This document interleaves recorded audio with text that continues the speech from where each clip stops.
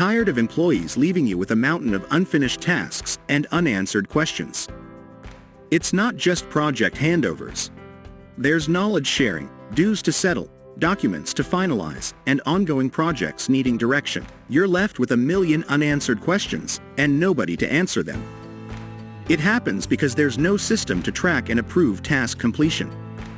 It's truly a nightmare for everyone involved. But what if there was a better way?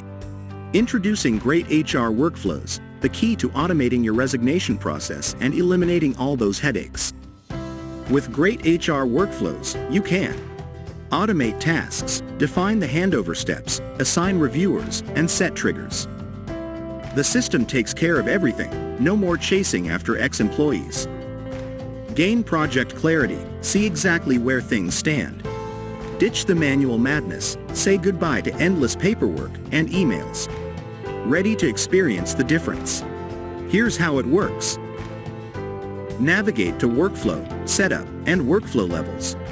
Click Add Workflow Levels to kickstart an event workflow policy. Select the workflow type as Events. Enter a name for the policy and a short description. From the list of event types, select the Employee Resignation Acceptance Date and apply a suitable employee filter. Save it, then move to the Workflow Levels settings to select Reviewer Levels. Click Next. You can select up to 5 levels of reviewers here. Select a job role as the first reviewer and also the application actions. Here comes the complementing part of this workflow, adding tasks. When you click Add Task, you can create a task list for the selected reviewer. For example, enter the task name here as Employee's Performance Report with a short description, also allowing you to add attachments. Another added benefit of this feature is the ability to add a customized form for the reviewer, along with the option to add attachments. Save it and assign more reviewers in a similar manner. Click Next.